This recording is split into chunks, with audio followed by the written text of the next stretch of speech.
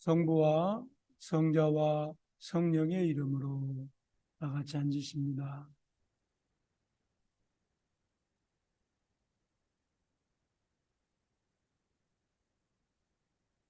오늘 아침에는 후회 없는 발자취라고 하는 제목으로 함께 또 은혜를 나누기를 원합니다.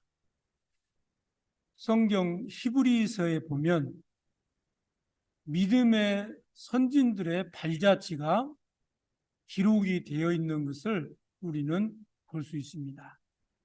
아브라함, 모세, 여호수아, 다윗, 그리고 예수님의 제자들과 사도 바울까지 수많은 사람들의 생애의 발자취가 기록이 되어 있는 것을 볼 수 있습니다. 그렇습니다. 사람은 누구나 자신이 돌아온 인생의 발자취를 남기며 살아갑니다. 우리가 이 땅에 살면서 어떤 인생을 살았는지 흔적이 남게 되어져 있습니다. 어떤 사람은 자신이 걸어온 발자취를 돌아보면서 후회하는 사람도 있을 겁니다. 하지만 어떤 사람은 자기가 걸어온 인생의 발자취를 돌아보면서 행복하고 아름답고 자랑스러웠던 삶이었다라고 고백한 사람도 있을 것입니다. 여러분의 삶의 흔적은 어떻습니까? 여러분의 발자취는 어떻습니까? 여러분의 걸어온 지금까지의 발자취를 한번 쫙 돌이켜 보십시오. 돌아보십시오. 그리고 여러분 스스로가 나는 내 인생의 발자취를 돌아보니 기뻤었다. 행복했었다. 또 다시 태어나도 이 똑같은 내가 걸어온 그 인생의 발자취를 살면서 살 것이라고 고백할 수 있을까요? 우리 모든 사람은 삶의 발자취와 삶의 흔적을 남기고 살아갑니다. 그렇습니다. 오늘은 교회력으로 2023년도 마지막 주일을 지키는 날입니다. 그리고 다음 주는 우리가 대림절로 2024년도 교회력에 시작하는 날입니다. 여러분, 멀리 아니고 지난 1년 동안 우리 믿음의 발자취를 한번 돌아보십시다. 내 믿음의 발자취는 어떠했는지, 당신의 삶의 발자취가 어떠냐 말입니다. 오늘 아침에 당신은 어떤 삶의 발자취를 남기며 살아가기를 원하십니까?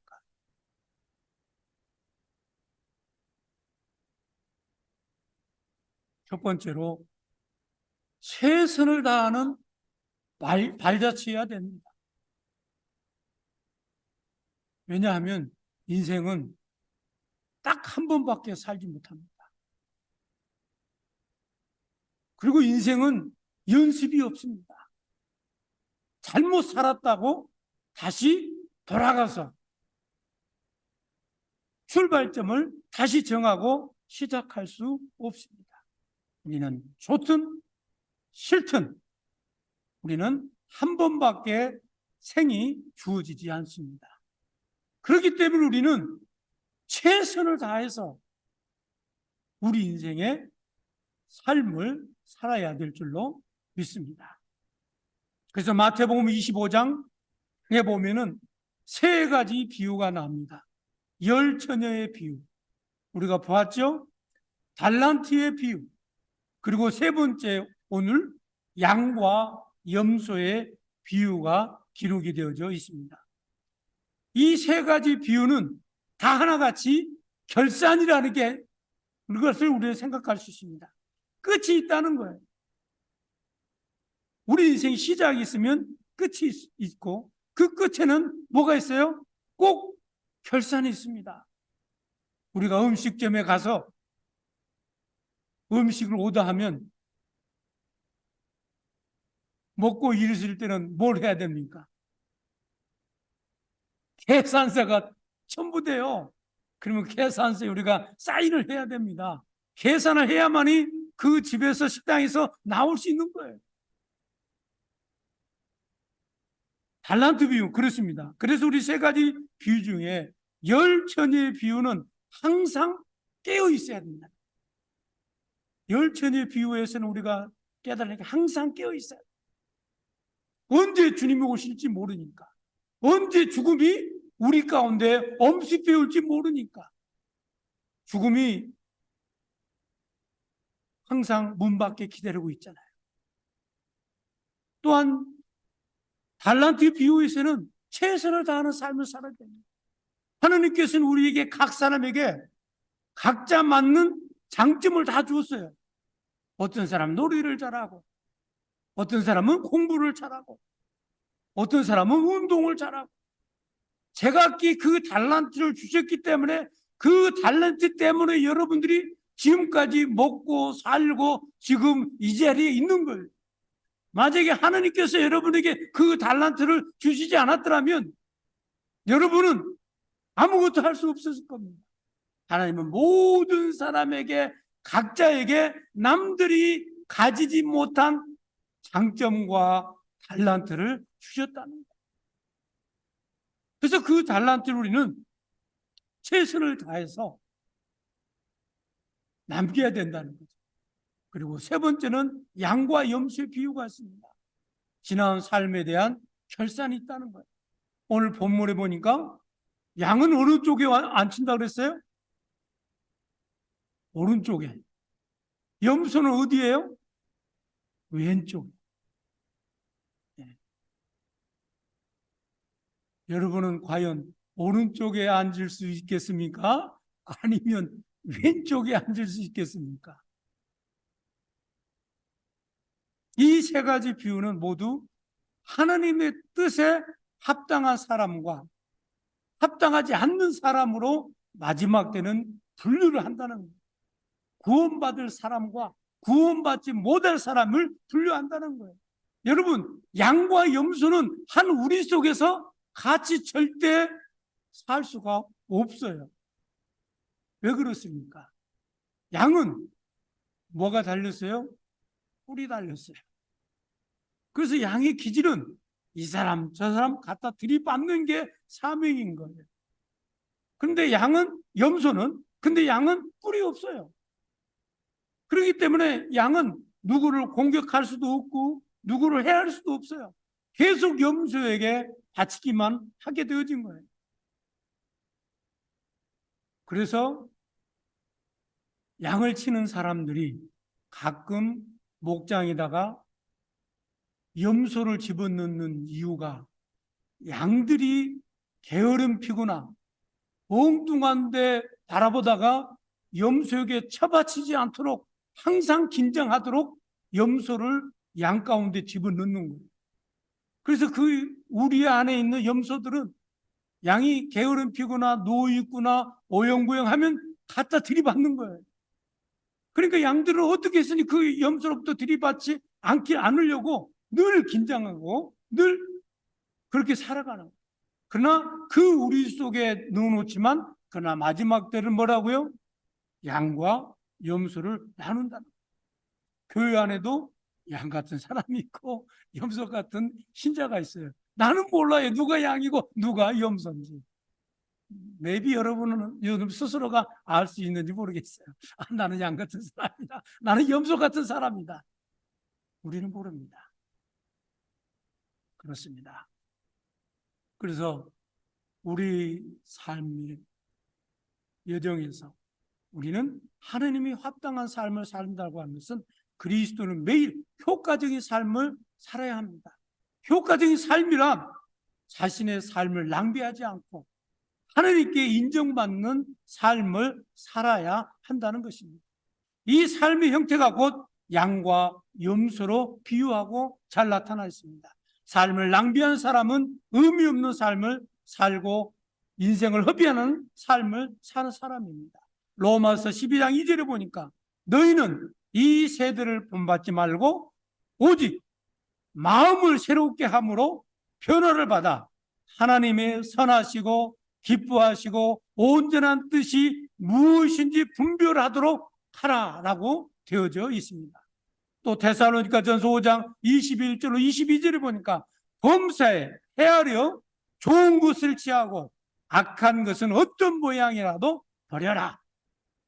그리고 에베소서 5장 15절로 17절에 보니까 그런즉 너희가 어떻게 생각할지 자세히 주의하여 지혜 없는 자 같이 하지 말고 오직 지혜 있는 자 같이 하여 세월을 아끼라. 때가 악하니라. 그러므로 어리석은 자가 되지 말고 오직 주의 뜻이 무엇인지 이해하라라고 말씀이 기록이 되어져 있습니다. 예수님께서는 우리가 소중한 삶을 낭비하는 것을 좋아하지 않습니다. 특히 종말의 때에 자신의 삶을 낭비하지 않도록 늘 우리는 주의해야 합니다. 그래서 내가 살아온 생애가 하느님 그리고 사람들에게 잘했다, 열심히 살았구나, 그리고 좋은 사람이었다라고 하는 우리 자신의 발자취를 남기는 삶이 되어지기를 소망합니다. 그래서는 어떻게 해야 된다고요? 최선을 다해서. 또 어떤 사람을 이렇게 합니다. 아우 신부님, 내 나이가 지금 60인데 70인데 80인데 그동안도 열심히 살았는데 더 열심히 살다고요? 더 열심히 살다가 더 빨리 죽을 판입니다. 이제는 좀 열심히 살았으니까 여유 잡고 좀 쉬면서 살아야 되겠습니다. 아니요. 한 번 죽으면 끝나는 거예요. 이 생명이 다시 우리에게 이 땅에서 부여지지 않습니다. 우리는 한 번 죽으면 땅에 묻으면 썩어 무너져 없어질 삭신, 그걸 가지고 게으름 피고 나태하지 마시고 우리가 할 수 있는 건강, 우리가 헌신할 수 있는 환경에서 최선을 다하는 저와 여러분의 삶이 되어지길 원합니다. 두 번째로 하나님의 나라에 합당한 발자취를 남겨야 됩니다. 오늘 본문에 하나님의 뜻에 합당하게 살아온 사람들을 양에 비유하고 있습니다. 자기 뜻대로 살아온 사람들을 염소에 비유하고 있습니다. 그런데 우리가 주의해서 보아야 할 것은 예수님께서 심판하실 때 그 내용이 자세하게 기록이 되어졌습니다. 여러분, 양으로 비유된 사람들에게는 내가 줄일 때 너희가 먹을 것을 주었고 목마를 때 마시게 하였고 나그네 되었을 때 영접하였고 헐벗을 때 옷을 입혔고 병들었을 때 돌보아 주었고 옥에 갇혔을 때 와서 보았느니라고 말씀하고 있습니다. 여러분, 여기서 예수님의 심판의 기준이 주목해야 합니다. 양에 비유된 사람들은 나는 주님께서 그렇게 한 적이 없다라고 하는 거예요. 이해가 되셨나요? 주님께서 네가 내가 험벗었을 때, 굶주렸을 때, 목말랐을 때 네가 날 도왔다라고 얘기를 했어요. 그런데 양들이 뭐라고 고백했느냐면 나는 기억이 없습니다.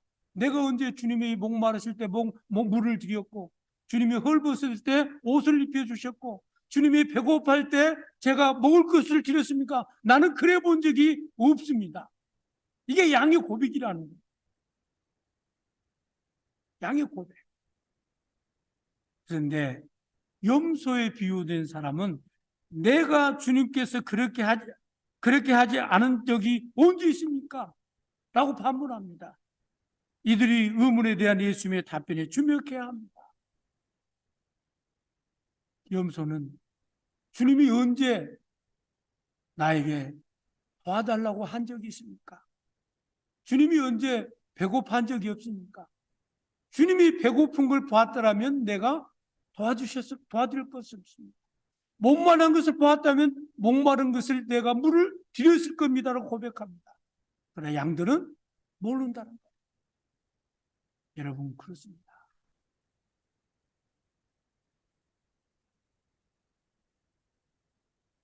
주님을 위해서 헌신한 사람은 기억이 없어요. 내가 헌신을 했는데 기억이 없어. 교회 나와서 봉사, 충성하고 열심히 섬겼는데 내 머릿속에 기억이 없는 거예요. 왜?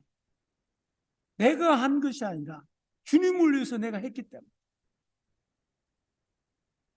그런데 어떤 사람은, 내가 한 사람은 다 기억하고 있습니다. 내가 누구를 도와주고 교회에서 무슨 일을 했고 내가 무슨 봉사를 했고 다 기억에 남았습니까? 여러분은 어느 쪽에 속한 사람이에요? 염소과에 속한 사람이에요. 그러나 양과에 속한 사람은 기억이 없는 거예요. 주님께서 오히려 주님 앞에 섰을 때 주님이 기억하시고, 네가 내가 힘들었을 때, 좌절 가운데 있을 때, 배고플 때, 목마를 때 도와줬다라고 주님께서 낱낱이 헤아려 주시는 거예요.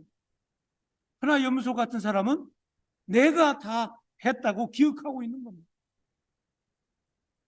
그렇습니다.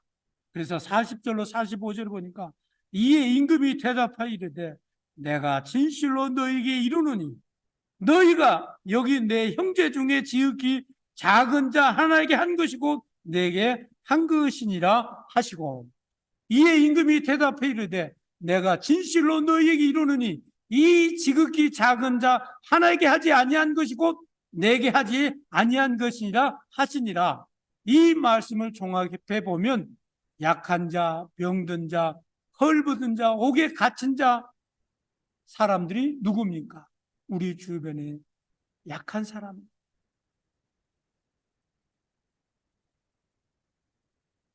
그래서 힘들어하는 사람을 도와주는 사람, 어려운 가운데 있는 사람을 도와주는 사람, 이것은 주님을 위해서 하는 사람입니다. 그럼 사회적으로 약자에 관심을 두고 돕는 것이 인생의 결산대에 천국과 지옥이 판가름 난다고 하는 것을 우리는 기억해야 됩니다. 그래서 이것은 이론적인 신앙이 아닌 실생활 속에서 이루어지는 삶의 부분이라는 거예요. 그래서 그렇다면 우리는 인생의 발자취를 어떻게 남겨야 되느냐라고 하는 거예요. 왜냐하면 여러분, 우리는 더불어 사는 세상이에요.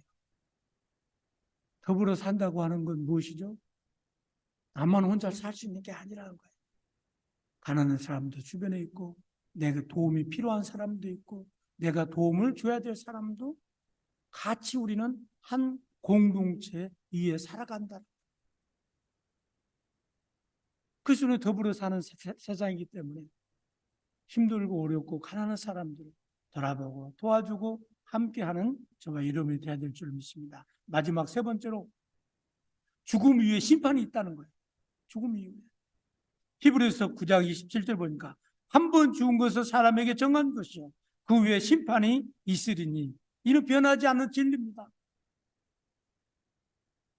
단 하루를 세상에 살아도 그 사람은 흔적을 남기고 살아가게 되어집니다. 그리고 그에 대한 분명한 심판이 있다는 거예요.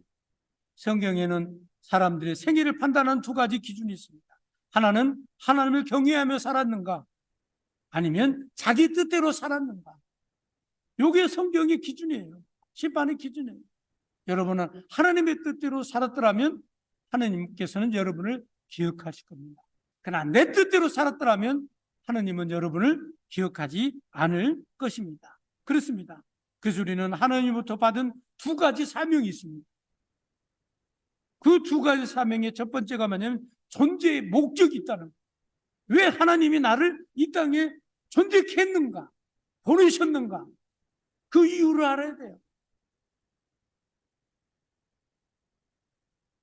존재 이유를 분명히 알았다면 두 번째는 우리는 존재의 목적을 알아야 돼요.